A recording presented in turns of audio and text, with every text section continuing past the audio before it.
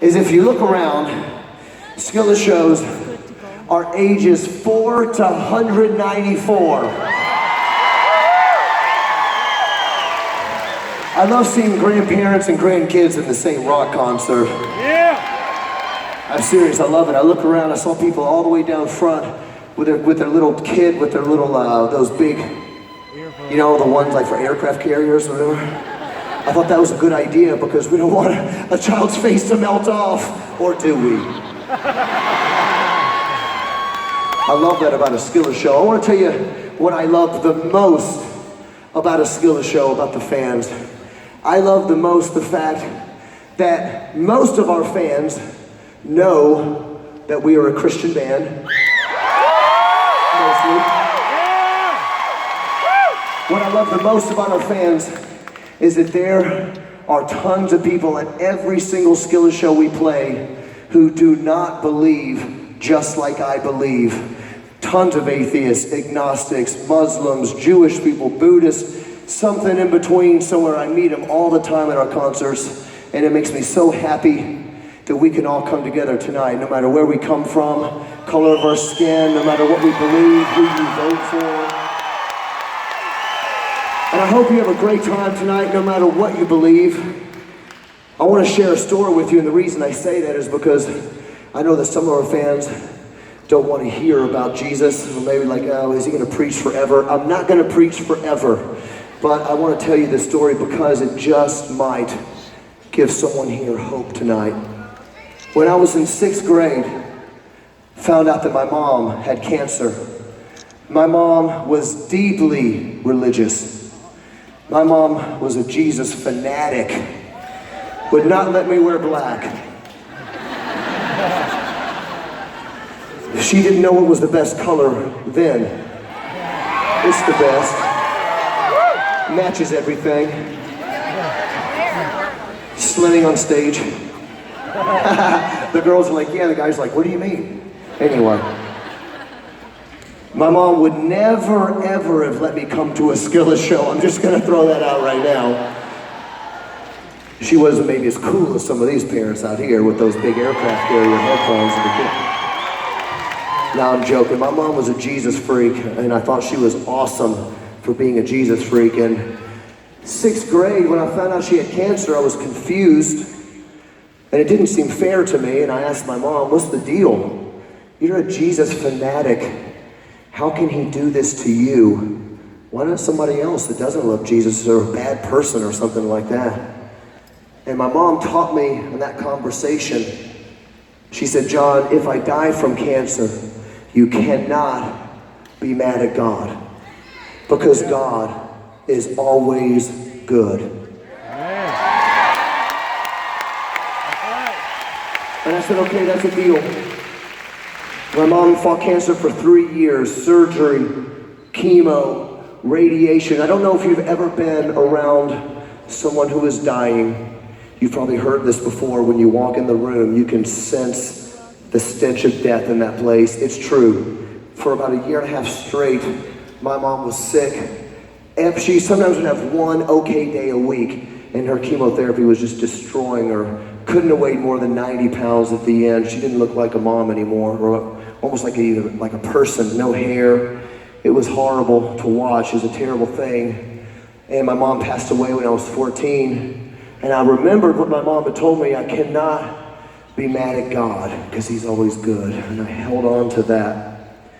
But a few months later, my dad got remarried. She had 3 kids, we had 3 kids. It was not a match made in heaven, I don't think. World War III started at my house. It was like Brady Bunch from hell.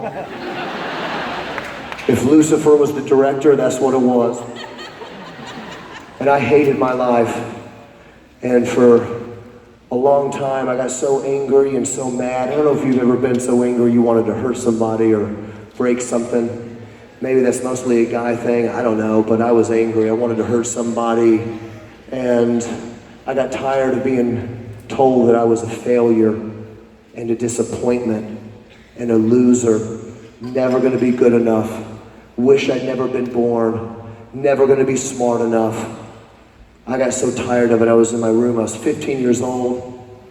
And I remember some nights praying, God, please, please let this be the night that my verbally abusive father will try to physically abuse me. Please let this be the night, because I've been planning this for a year. I'm ready to hurt this guy. Finally, I was 15 years old, and I was in my room late at night, and I said, God, my mom said that you were good, but I'm not sure that you're listening right now, because every single day is worse than the last. And if you're real, if you're listening to me right now, I need to know you not just like a God who made stuff. I need to know you like a friend. Yeah.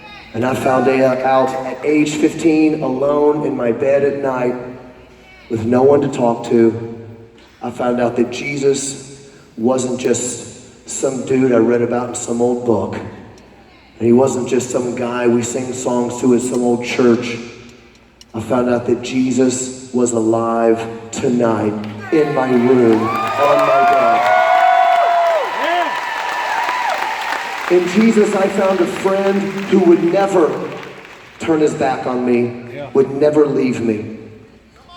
Even better, in Jesus, I found a Savior who didn't just give me a better life, didn't just give me a hug. I found a Savior that gave me a brand new start. Made me new. Something I didn't expect at all is in God I found a Father who would never be embarrassed to call me his kid. Jesus is so cool. Jesus is so much better than a lot of us even understand when we grow up in church singing these songs. Jesus is so sweet. He's sweeter than all the stuff this world has to offer. And if you don't believe it, then let me ask you a question. If the sweetest thing this world has to offer is money and fame and drugs and girls and sex and whatever else, power, then I want to know how come all of my rock and roll heroes keep committing suicide year after year after year because they have everything that all of us thought we ever wanted. Yeah. I promise you guys I wasn't to preach for long, but I wanted to tell you this story because a lot of people are hurting here tonight, and you've been looking for all that stuff to fill up that emptiness in your life, and none of it works. And we wanted you to know tonight that you're special, and that you're not a failure, and that you are not a mistake, because there's a God who made you just the way you are, and he knows your name, and he knows you, and he loves you tonight, no matter where you've been. And that same God that made this world, and he keeps this earth and this sun and the moon and the stars exactly where they have to be, he is the same God who is listening to you tonight. This song is called Stars.